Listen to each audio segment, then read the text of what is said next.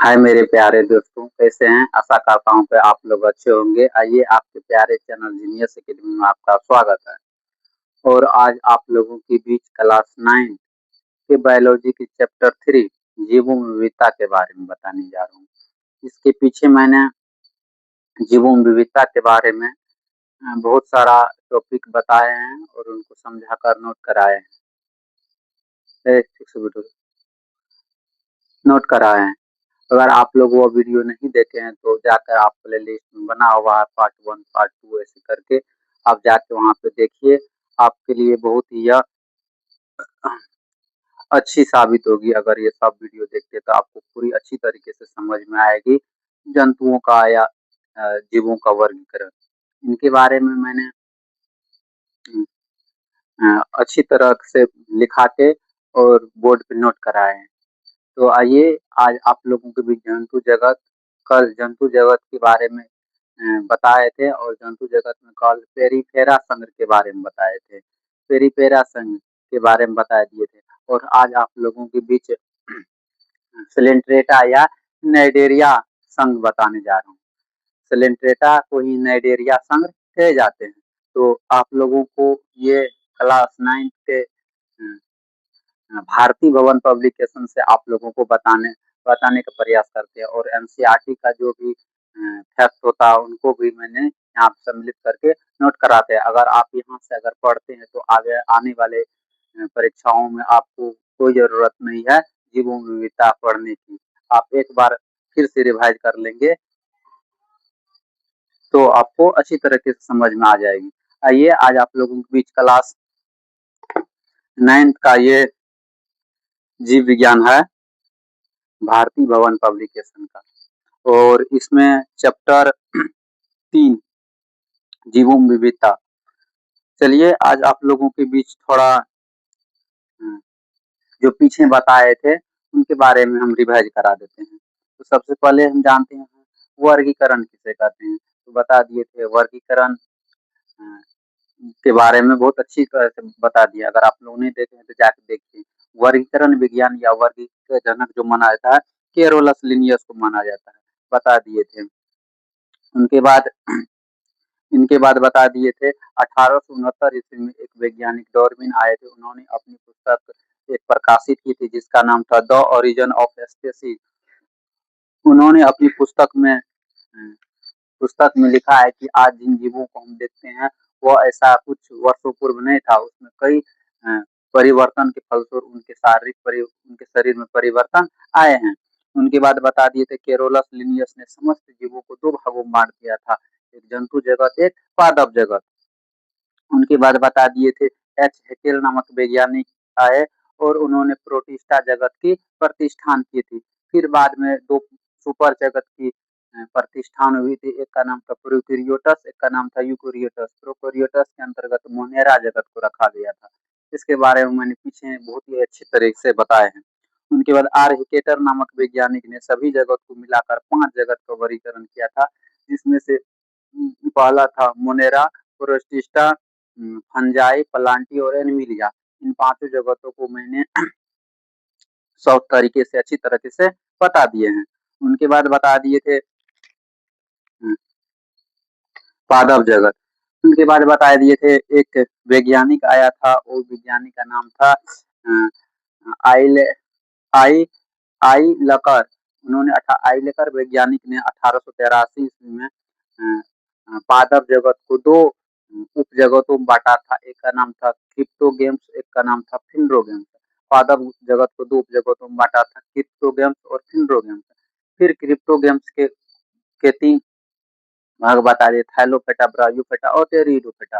थैलोफेटा के बारे में थैलोफेटा के बारे में अच्छी तरह से बता दिए, ब्रायोफेटा, टेरिडोफेटा के बारे में बता दिए। उनके बाद उनके बाद फिंड्रोगेम्स के अंतर्गत एक आता है जिम्नोस्पर्म, एक होता है एंजियोस्पर्म। और जिम्नोस्पर्म और एंजियोस्पर्म के बारे में भी बहुत अच्छी तरह से बता दिए गए। उनके बाद हम पूरी अच्छी तरह से डीप से पढ़ते हैं जंतु जगत। कल बता दिए थे जंतु जगत को विभिन्न संग्र में बांटा गया था, विभिन्न सारा संग्र में बांटा गया था, जिसमें से मैंने बता दिए थे पहला संघ का नाम बता दिए थे पेरिफेरा। और पेरिफेरा के अंतर्गत जो जीव आते हैं वह बहुकोशिकीय होती है। पेरिफेरा के अंतर्गत जो जीव आएंगे वो बहुकोशिकीय होगी। और बता दिए थे इनके शरीर में एक छिद्र या छिद्र सी रचना पाई, बहुत सारा छिद्र पाए जिसे अस्ट्रिया कहते हैं। उन्हीं छिद्र के द्वारा जो इसके अंतर्गत जो जीव आता है वो पानी को ग्रहण करती है। और एक छिद्र और बता दिए थे, बड़ा छिद्र होता है जिससे कहते हैं ऑस्कुलम, ऑस्कुलम के तरह के द्वारा यह जल को बाहर छोड़ती है। उनके बाद बता दिए थे इनका शरीर के ऊपर बाह्य कंकाल पाया जाता है, इनके शरीर के ऊपर बाह्य कंकाल पाया जाता है। इस सब के बारे में अच्छी तरीके से बता दिए थे। इसके अंतर्गत जो जीव आते हैं वह मुकुलन जनन के यानी पेरिफेरा के अंतर्गत जो जीव आते हैं वह मुकुलन जनन के द्वारा अपनी संख्या में वृद्धि करती है। इन सभी क्वेश्चन को मैंने अच्छी तरीके से डीप तरीके से बताए हैं। जाइए आप वहाँ पे देखिए, अच्छी तरीके से आपको जरूर समझ में आएगी। आइए आज आप लोगों को भी सैलेंट्रेटा या नाइडेरिया के बारे में बताने जा रहा हूँ। अब सैलेंट्रेटा या नाइडेरिया, सैलेंट्रेटा के अंतर्गत जो जीव आएगी वह जलीय जीव आएगी। मतलब इसका वास स्थान जो होगा वह जल में होगा। यह प्रकार की जलीय जीव है और यह द्विस्तरीय प्राणी होती है। इनका शरीर जो होती है द्विपार्श्व होती है। उनके बाद इनके शरीर के बाहर, इनके शरीर के ऊपर जो होती है वह बाह्य स्तर को एक्टोडर्म तथा आंतरिक स्तर को एंडोडर्म कहते हैं। यानी आप लोगों को चित्र में बताएंगे, इनके शरीर के बाहर के स्तर को हम एक्टोडर्म और अंदर के शरीर के स्तर को हम एंडोडर्म कहा जाता है और बाहर के स्तर को हम एक्टोडर्म कहा जाता है। इन दोनों स्तरों के बीच में जो होता है उनको कहता है मेसोगेलिया, उनको कहे जाते हैं। उनके इनके अंतर्गत जो जीव आते हैं वह श्रम विभाजन होती है। इसका मतलब इसके अंतर्गत जो जीव आते हैं उसमें अलग अलग कार्य करने के लिए अलग अलग कोशिकाएं होती है। यह अपना संख्या में वृद्धि, अपनी संख्या में जो वृद्धि करेगी या ये जीव जो होगी वो मुकुलन जनन करती है। मुकुलन जनन एक अलैंगिक जनन का टाइप है, अलैंगिक जनन का प्रकार है। तो इसके अंतर्गत जो जीव आते हैं उसमें अलैंगिक जनन और लैंगिक जनन दोनों देखने को मिलती है। अलैंगिक जनन और लैंगिक जनन दोनों देखने को मिलती है। अब यहाँ पे आप लोगों के बीच एक जेली फिश का फिगर बताए हैं और इसके अंतर्गत जो जीव आते हैं उसमें एक खाली स्थान होती है, शरीर में एक खाली स्थान होती है जिसे देह गुहा कहते हैं। उस देह गुहा को हम लोग सिलेक्ट्रॉन गुहा कहे जाते हैं। तो इसके अंतर्गत जो जीव आएंगे उसमें सिलेक्ट्रॉन गुहा पाई जाती है। यानी इनके शरीर में देह गुहा पाई जाती है, उसी देह गुहा का नाम है सिलेक्ट्रॉन। इसका इसमें दंड कोशिका, इसके इसके कोशिका इस जीव के अंतर्गत इसके अंतर्गत जो जीव आएंगे उसमें दंड कोशिका को ही बोलते हैं नाइडोब्लास्ट कोशिका पाए थे। इनके अंतर्गत जो जीव आती हैं उसमें नाइडोब्लास्ट नामक कोशिका पाई जाती है और इसी कोशिका के द्वारा यह अपने स्थान में गति कर पाती है, अपने एक स्थान से दूसरे स्थान तक जा पाते हैं या प्रचलन कर पाते हैं। ये है, ये कोशिका जो बड़ा हुआ जो है ये सब यही है नाइडोब्लास्ट कोशिका। इन्हीं के द्वारा वह किसी चीज को पकड़ने में उनको मदद मिलती है जेलीफिश को, और इन्हीं के द्वारा वो अपने स्थान में मूवमेंट कर पाते हैं। चलिए आप लोगों के बीच ये बता दिए हैं और इनके अंतर्गत जो प्रमुख जीव आते हैं वो आ जाएगा हाइड्रा आ जाएगा, फाइसेलिया आ जाएगा, औरोसिलिया आ जाएगा, जेलीफिश आ जाएगा।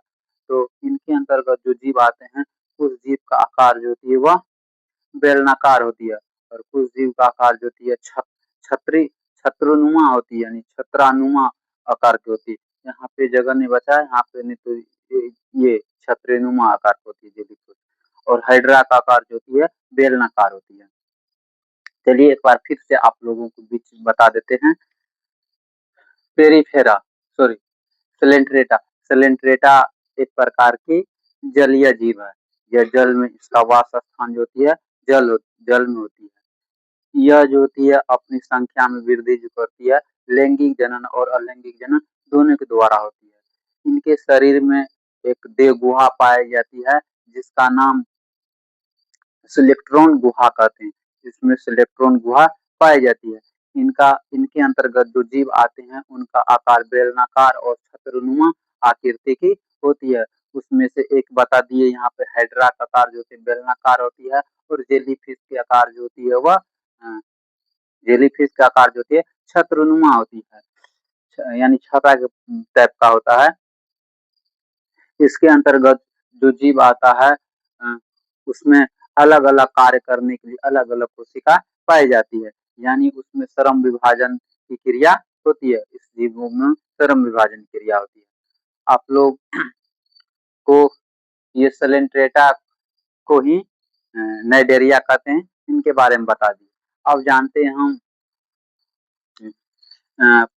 प्लेंटी हेलमेंथी और तीसरा संग्र का नाम है प्लेंटी हेलमेंथी।